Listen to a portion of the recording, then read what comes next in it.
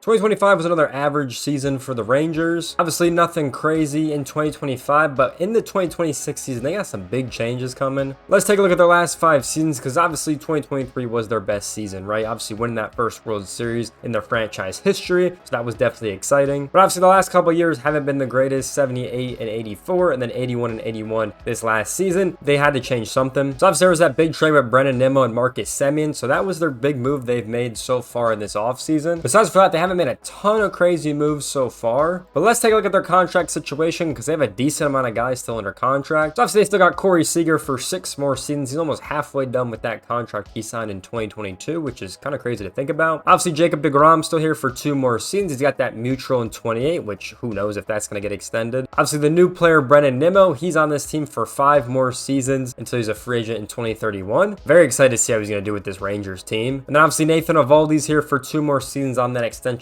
he signed in 2025. Jock Peterson and Kyle Higashioka are on their final year of their deal. Both have a mutual option for 27, and I really don't think they're going to get it extended, to be honest. And then 2 of the new players, obviously Chris Martin signed a 1-year deal this past offseason. Same with Tyler Alexander. He signed a 1-year contract as well. And one of the other new players they signed was Alexis Diaz, which is very nice to have. And then Danny Jansen signed a 2-year $14.5 million contract. Those are the only 2 contracts that aren't on Baseball Reference, by the way. But those are the guys that have signed under contract. Everyone else is in that arbitration phase. Currently, they're spending $173.4 million committed to the team. Once you add in the Danny Jansen contract, it's about $180, and then Alexis Diaz, we don't really know what he's making yet. So about $180 million committed to their 2026 roster so far, which basically kind of what I expected. I mean, if you look at what they spent in 2025, it was $251 million, which that was the 7th in the MLB. The Rangers do like to spend money, that is a fact. And once again, they're getting pretty much up there when it comes to the payroll and kind of what they did last year as well. And who knows? I mean, I still don't think this team is really in a position to make the postseason as it stands right now. Just with some of the guys they have on their roster and everything like that. Let's take a look at this roster and I'll kind of show you what I'm talking about. Going over their rotation, there's only 3 guys in here. So they only have Nathan Eovaldi, Jacob deGrom, and Jack Flaherty. That's it. So they got to fill those 2 other roster spots out. We'll kind of see what happens, but this 1 through 3 is definitely very solid if they can stay healthy. That's obviously deGrom's biggest fallback, but if they can stay healthy, they're going to be a really good 1, 2, and 3 punch. Let's take a look at this bullpen with Alexis Diaz and Chris Martin getting added to this bullpen. It definitely looks pretty solid. Obviously, a lot of their core guys that they had are pretty much gone at this point, which is kind of unfortunate, at least from their 2023 roster. So they basically need new talent in there to kind of fill it out, and we'll see how this bullpen does moving forward. So let's take a look at the starting 9. Starting at the catcher position, Danny Jansen or Kyle Higashioka is going to play catcher. I think they're probably going to split most of the time at that position, to be honest. Obviously, at first base is going to be Jake Berger. Still kind of crazy he's over there, but I think that's what they're going to do with their roster. At second base is going to be Josh Smith. At third base is going to be Josh Young. And that shortstop is going to be Corey Seager. So that's a pretty solid infield. So definitely a pretty solid infield. I like the fact that Josh Smith is going to play every day. He had a phenomenal season in 2025, so excited to see him back in 2026. Now moving over on this outfield, I feel like it's pretty simple to say the least. Wyatt Langford's going to play left field. Evan Carter's going to play center field, and then Brendan Nimmo's going to play right field. And then obviously the DH position is still going to be Jock Peterson, which is really tough, I'm not going to lie. Hopefully he can bat at least like 200 this season. That's going to help this team out a lot. So that's kind of their roster on paper. I like the outfield a lot. I think the outfield's great. And there's definitely another improvement at the catching position or even first base, and obviously the DH, and then obviously the starting pitching. So in my opinion, there's still a lot to improve on this team. But going over the top 100 prospects, they only have 1 player in the top 100. Coming number 6 on the top 100 is going to be Sebastian Wilcott. Now he was signed by the Rangers in 2023, and obviously in 2025 he was with the AA team the whole season. He batted a 255, so obviously nothing crazy bad, but nothing insanely good. Pretty average season for the most part. He had 59 RBIs, 13 home runs, 19 doubles, and 121 hits. So same amount of hits as he had in 2024 actually. So yeah, not the greatest season from him, but he's at ETA 2026, which I just don't see happening because he hasn't even hit AAA yet. I think he's going to spend a lot more time in the minors in my opinion, especially just looking at his stats in AA. It's nothing crazy. So we'll see how he continues to develop moving forward, but I don't think he's going to get called up in 2026. We'll see how he does in spring training and the spring breakout. Going over my prediction for the 2026 Rangers, I think they could have another similar season to what they had in 2025. I don't think there's enough of improvement I'm seeing to say that they're a playoff team. Like, I think Brandon Nimmo and Marcus Semien were very similar players, at least if you look at stats across the board. Yes, they do play in other positions, so, you know, with Adolis Garcia gone, for example, he just slots in. Josh Smith could play every day, which is good. So you can say there might be a little bit of improvement there, but the team overall, I just don't really see that much improvements to say that they're a playoff team, especially over Seattle and the Astros when you look look at those two teams on paper in their division, I think those teams are a little bit better than where the Rangers stand right now. And then sneaking into a wild card is going to be super hard, especially with almost every team in the AL East being competitive. And then you still have Cleveland, you still have the Tigers, and then you have Seattle and the Astros. So you just have a lot of teams in front of you that I definitely think could be better than this Rangers squad. So I think they're going to have a similar season to last year. I think they're going to be right around the 500 mark, 81 and 81. But let me know what you guys think in the comment section down below. Do you guys agree with me? Do you disagree with me? Let me know what your guys' thoughts are. With that being said, make sure you guys follow me on all of my socials. Follow me on X for all of our updates. Follow me on Instagram for all of our clips. If you want to talk more, definitely join the Discord. Definitely check out the merch, man. We're going to have some new designs dropping in 2026, so definitely go check it out. And with that being said, I hope you guys enjoyed today's video. Make sure you guys like, comment, subscribe. I'll see you guys in the next one. Peace out, everyone.